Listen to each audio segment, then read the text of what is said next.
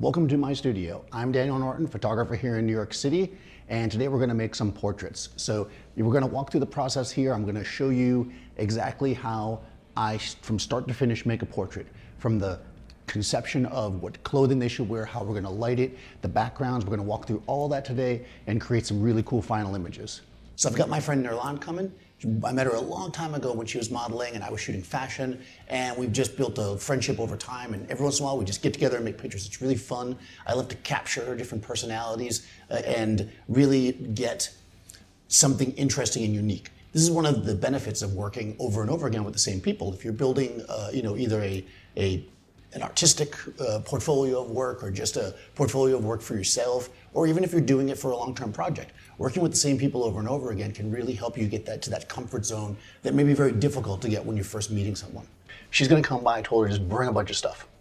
We're gonna look at the outfits, we're gonna decide what we like, we're gonna decide the lighting, and we're gonna make some awesome shots. Okay, so Nurlana's in there touching up her makeup.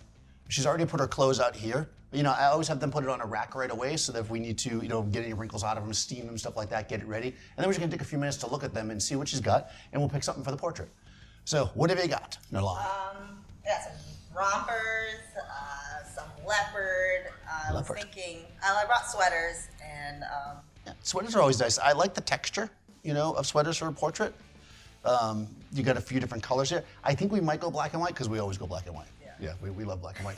And red can be really good in black and white. It goes really, really dark. But I actually think this will be nice because it'll keep everything very kind of monochromatic. If we look at it, well, we'll have to see it in the photo, obviously, but if we look at this, if you hold it up, like if you kind of look at something and then you kind of squint at it, you can see that actually this is almost a very similar skin tone. I mean, it's a different color, obviously, than her skin, but it's almost the same tone. So it's going to create a very kind of flat, kind of monochromatic, where the red is actually going to pop. So it kind of depends on what you're looking for. I kind of like that. So we'll try it on, make sure we like it.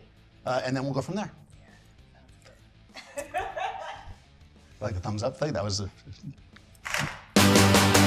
lot of times when we're just starting out in photography, especially, we only have a little bit of equipment, we're often like, okay, I'm gonna do a portrait, so let me put my softbox here, let me do this. I tend to not think about overly the lighting or even my lens choices or anything until the person's there and we're really starting to figure out what we want. I mean, sometimes we discuss things ahead of time and I have a general idea, but I like to see the person, especially if there's somebody new. Like in this case, as I said, I've shot Nurlana a million times, so I kind of know what works well with her. I have a good idea of what we can do, but the idea of like just putting a softbox up because a random person's coming doesn't really give you that unique feel. What you want to do is look at each person when they come in, see what you're trying to achieve, and choose your gear, your lenses, and everything else from there. Okay, so before I get started, I always kind of lay out all my gear that I'm gonna use so it's just kind of within easy reach. This is especially true if I think I'm gonna change it during the shoot. I'll have all the other stuff ready so we don't stop in the middle of the shoot for me to dig back into my equipment cage and get it all. So I've got my backpack here, which I always keep my cameras in. I'm gonna use my Nikon Z6. I think to give myself for more versatility, I'm going to just use the zoom lens, which I use a lot, 24-70. I think that'll give me, a good range. We can mess around a little bit. I am going to use actually a bit of a softer light, even though I want the sweater, the texture in the sweater. I don't want the light to be too hard or too specular, so we don't get this, because remember, it's black and white, so it's all gonna be about shadow and light, so we don't want to blow out the highlights on our skin, especially if the sweater is going to absorb that light. So I think a softer light, this is a 3-foot Octa from Profoto. I have the grid if I need it, and I'm gonna most likely use 2 lights, but one will probably just be a bare head. We'll see. And I have right here my kit of my Profoto B1x's. So 2 500 watt second lights, one is my key, one will be used probably as a separation light. And for my background, you can see it back there, I just have a roll of Duvetyne. So Duvetyne is great when you want a black background because it basically kind of absorbs light. So it's gonna give us that nice kind of stark black to contrast to get, which will be kind of a dark gray. That will be the sweater and the skin tone and everything else. We'll get the highlights popping out in our hair and everything will be really nice. So let's see how that looks.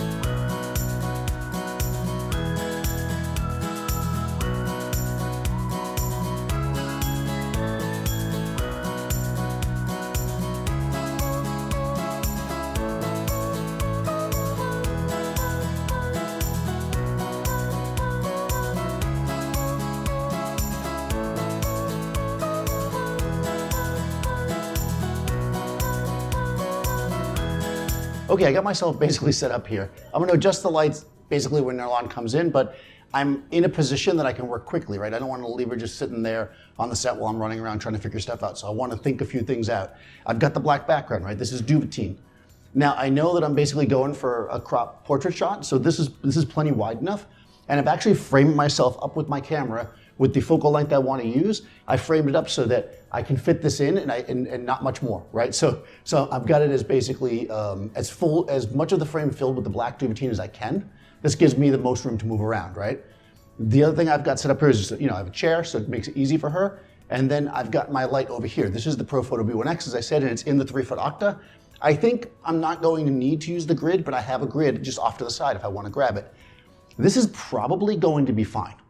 If I decide I want some fill on the other side, because I am kind of letting her, a little bit side lit, but with the little feather going on. If I decide that I want a little fill, I've got another Profoto B1x over here, and I've just got a V-flat set up. And I can use this any number of ways. I might just move the V-flat in as a bounce. That's probably the first thing I'll do, because if anything, I probably want a subtle fill. And then if I really need more of an active fill, then I can use the other B1x. In fact, maybe I'll move that in right now. We'll just move it in a little closer. I'm not using it as a fill yet, because you can see how I have it set up as a V.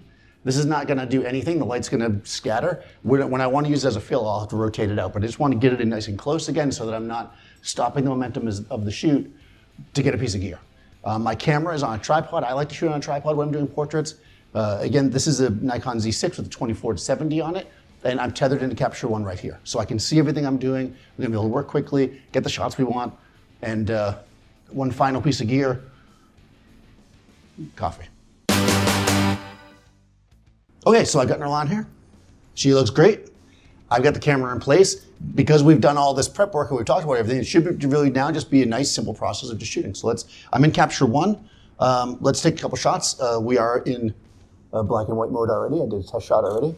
And just kind of cruise through. Oops, double tap there. There we go. Good, just like that. Easy, easy, easy. I'm going to make one quick change to my camera settings. It's good because I'm so close to her and we're gonna be changing around a lot. I'm gonna switch my autofocus to a more wide area so that there we go. That way she moves around. I don't have to focus and recompose. Oh, little hand action. It's years of practice to get that move in. Little hand action. She's like, there we go. That's pretty. And this is a great light for this because basically she can more or less move around anyways, even though we have a lot of contrast, because of the dark background, you can see how she just pops off of it, right? And we get the cutout of her hair and everything because we have the light bouncing around. Really simple. Easy as that, right? Easy as that. Exactly. There we go. No, Nickelodeon. Hey!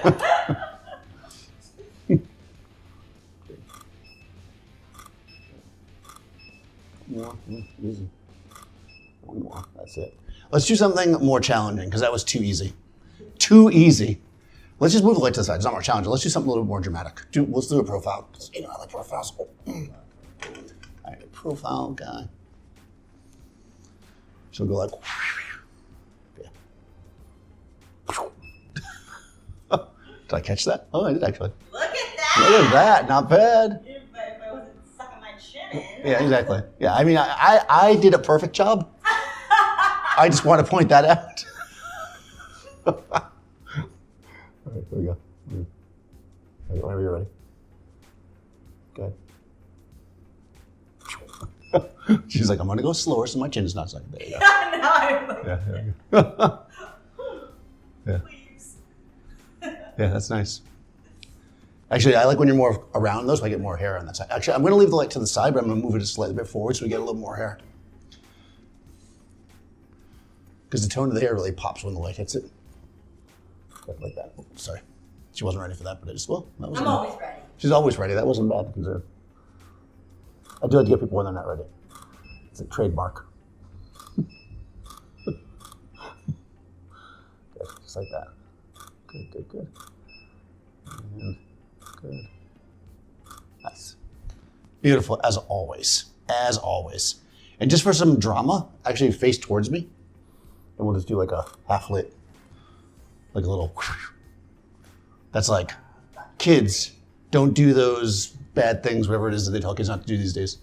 It's got that little warning, like, don't be bad.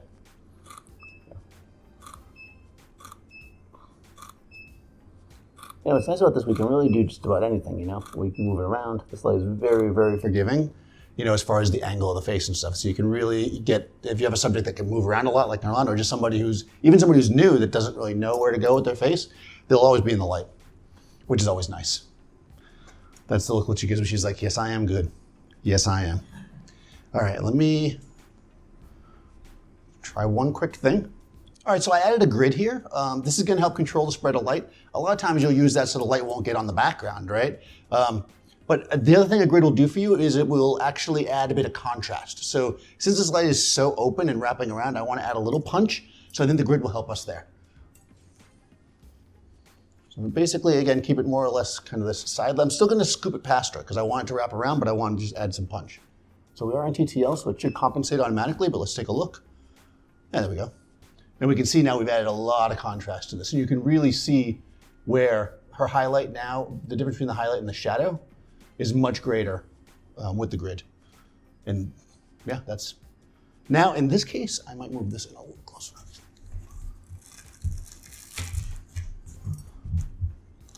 It does sometimes become a little more difficult to bounce in when you use a grid, but it's still possible as long as the light is hitting it. Yeah, there we go. I'm gonna come up a little bit. I like that, but I just want to be taller, so I'm not looking up at you. Should be good. Yeah, there we go. That's nice. Good. Nice.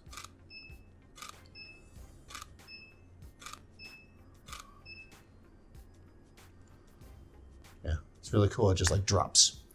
Especially in black and white, you really get that contrast. It drops off. And of course, obviously, you could always go back and take the black and white off if you decided that you wanted to come back to color.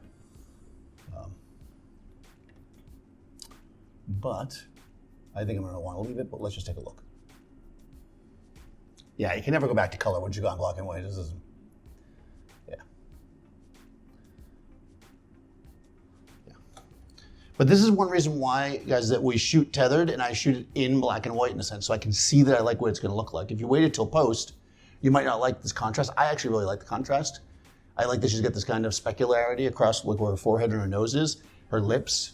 That's what pulls her out, you know, and makes it really kind of feel a little bit more organic and cool. If you didn't like that, obviously, you could either work her face this way more, which we're not gonna do. Right? See how that spreads that highlight out?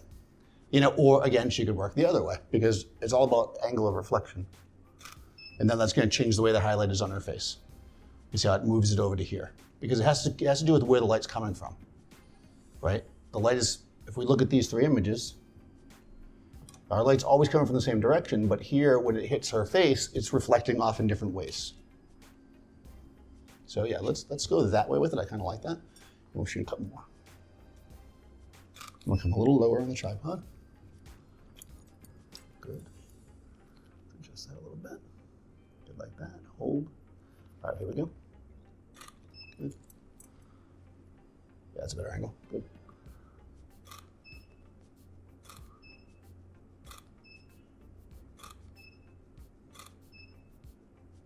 Good.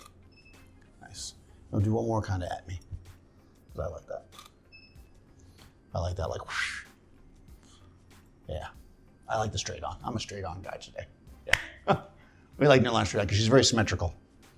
You know, people often ask like where you position the camera and stuff. It really depends on who you're photographing and the shape of their face and stuff, and depending on what you want to create with it. So that's also part of it. So you see I'm going up and down. It does change the face a lot. So there you go. There you go. There you go. Now, normally we would leave you here, but Nirlan wants to see the pictures. So let's look at them. You want to look at the pictures? Shall we? Yeah. This is where it's all on the line, guys. This is where it's on the line. Which she might actually decide that she hates me. No. No.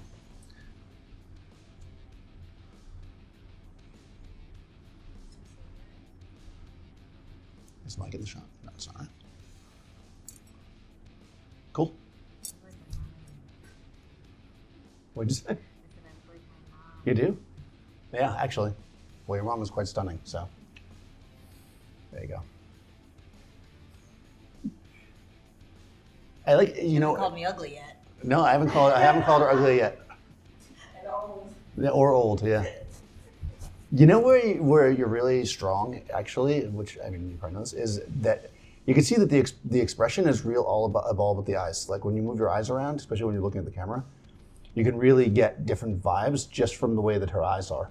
You know, she's, well, that's Nickelodeon. Yeah.